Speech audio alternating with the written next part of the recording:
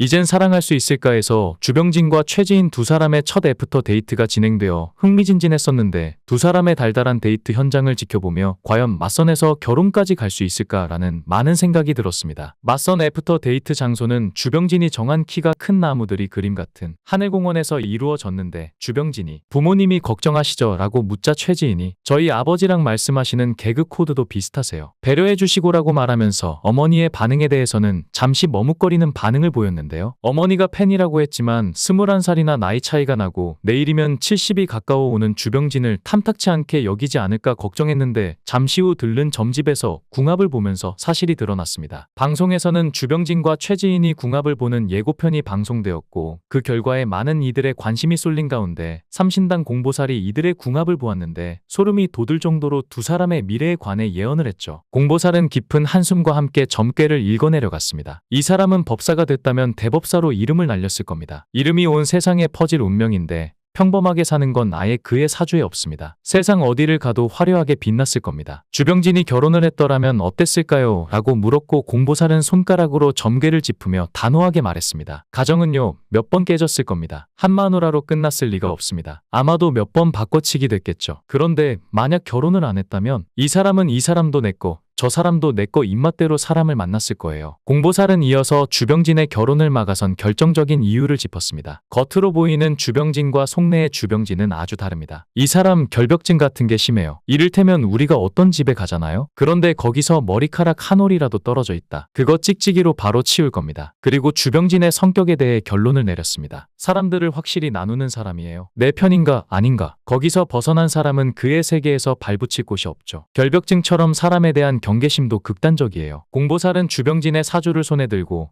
마치 운명의 실타래를 푸는 듯 진지한 표정으로 한마디를 던졌습니다. 결벽증 때문에 결혼을 못하는 게 아니라 이 사람 사주 자체가 부인 자리랑 자식 자리가 약해요. 그러니까 인연이 닿아도 오래가지 못하고 자꾸 끊어지는 거죠. 그런데 갑자기 공보살의 목소리가 밝아졌습니다. 하지만 올해는 달라요. 부인의 운이 들어와 있습니다. 잘하면 내년엔 여자와 살림을 차리거나 결혼도 가능하겠어요. 주병진이 순간 깜짝 놀라며 고개를 갸웃하자 보살의 말은 이어졌죠. 그런데 중요한 게 있습니다. 당신은 자신과 나이 차이가 많이 나는 어린 여자를 만나야 돼요. 그래야 궁합이 맞습니다. 주병진이 머리를 극적이며 아니 어린 여자라니 내가 이 나이에 그런 얘기를 들을 줄은 몰랐네 하고 혼잣말을 할 즈음 공보살은 또 다른 이야기를 꺼냈습니다. 옆에 있던 최지인 씨를 힐끔 쳐다보더니 표정에 묘한 웃음기를 머금고 말했는데요. 최지인 씨는 관상이 여우네요. 여우라서 나쁘다는 게 아니에요. 그냥 뭔가 살짝 웃으면서 난 아무것도 몰라요 하는 사람처럼 보여도 뒤로는 은근히 호박씨를 까는 소리가 나는 관상이에요. 그러자 주병진은 최지인과 잘 어울릴지 물었는데요. 공보살은 잠시 고민하더니 고개를 갸우뚱하며 말했는데 안 어울리진 않아요. 최지인 씨는 웃는 상이어서 관상 자체가 나빠 보이진 않거든요. 하지만 방송에서 보이는 모습과 실제 일상은 조금 다를 수 있어요. 그 말을 들은 주병진은 살짝 놀라며 최지인을 쳐다보자 천연덕스럽게 웃으면서도 속으로는 무슨 생각을 하는지 아무도 알 수 없었죠. 공보살은 한 걸음 더 나아갔습니다. 근데 두 사람이 끝까지 가는 건 안 보이네요. 인연이 아주 깊지는 않은 것 같아요. 그리고 말을 맺으려다 멈추던 공보살이 주병진을 향해 조심스럽게 한마디 더 던졌습니다. 다른 여자가 없진 않으시겠죠? 주병진은 당황한 듯 꿀꺽침을 삼키며 멋쩍은 웃음을 지었고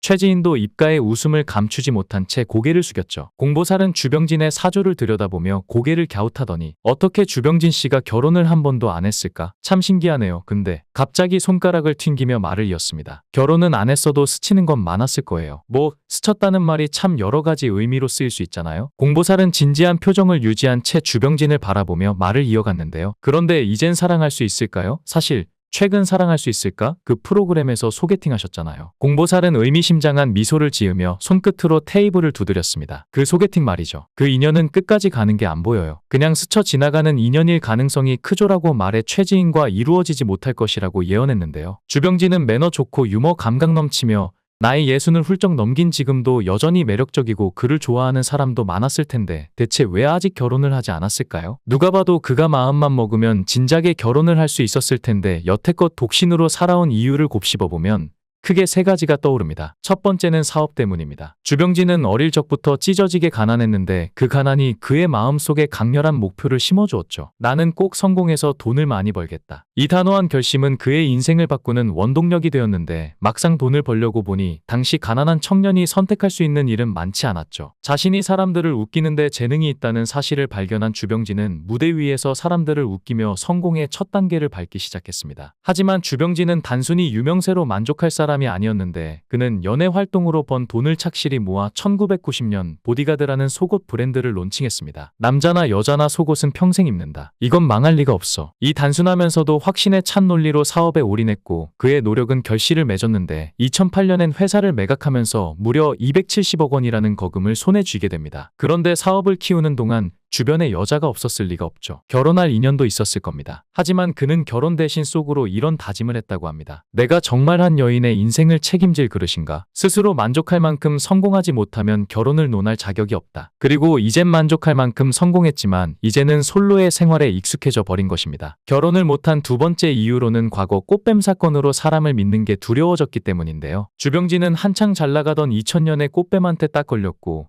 한순간에 최고의 MC에서 범죄자로 나락을 갔다가 2년간 법정 공방 끝에 무죄를 받아냈지만 주병진의 무죄 소식은 기사 몇 줄 내고 끝내버렸기 때문에 이미지 회복이 안 됐고 주병진은 당연히 트라우마로 남았겠죠. 이 사건 이후 주병진에게 남은 건 무엇이었을까요? 명예도 믿음도 사람들과의 관계도 다 깨져버렸고 그때부터 주병진은 특히 여자를 쉽게 믿지 못하게 되었는데 그의 마음속에선 이런 생각이 맴돌았을 겁니다. 내게 다가오는 여자는 모두 뭔가 꿍꿍이가 있는 게 아닐까? 내가 유명하고 돈이 많으니 나를 있는 그대로 사랑해줄 수는 없겠지. 혹시 또다시 나를 함정에 빠뜨리려는 건 아닐까? 이러한 불안과 의심은 그가 새로운 인연을 시작하는데 큰 걸림돌이 되었는데 이렇게도 생각했겠죠. 만약 이번에 또 이런 사건이 터지면 나는 정말로 사회에서 끝장이다. 이제는 무죄가 나와도 믿어주는 사람이 없겠지. 차라리 혼자 사는 게 낫다. 그리고 세 번째는 이번에 신혜선과 대화 중에 나온 얘기인데 주병진이 신혜선에게 결혼한 친구들을 보면 어떤 기분이 드는지를 물었습니다. 결혼한 친구들을 보면 어떤 기분이 들어요? 신혜선은 잠시 고민하더니 솔직하게 답했습니다. 부럽죠. 가끔은 후회되기도 하고요. 저는 실패에 대한 두려움이 많아서 시작조차 못했거든요. 그 순간 주병진은 이건 자신의 마음과 딱 들어맞는 이야기라고 생각했죠. 와, 저도 그래요. 저는 결혼을 인생에서 딱 한 번의 승부라고 생각했거든요. 처음이자 마지막 도전이고 절대 실패해서는 안 되는 거라고요. 이 말을 들은 신혜선의 눈이 크게 동그래졌는데 주병진은 순간적인 공감을 느끼며 한 가지 확신을 얻었을 겁니다. 아, 이게 나만의 문제가 아니구나. 나처럼 생각하는 사람들이 있구나. 결혼을 실패하지 않겠다는 마음가짐은 얼핏 들으면 굉장히 신중하고 성숙해 보이지만 주병진처럼 이 마음이 지나치게 커지면 어떻게 될까요? 결혼은커녕 사랑의 문턱조차 넘지 못하게 되는 족쇄가 될 수 있는데 마치 두 손으로 자신의 발목을 잡아 끌며 앞으로 나아가지 못하게 하는 꼴이죠. 또 한 가지 중요한 점은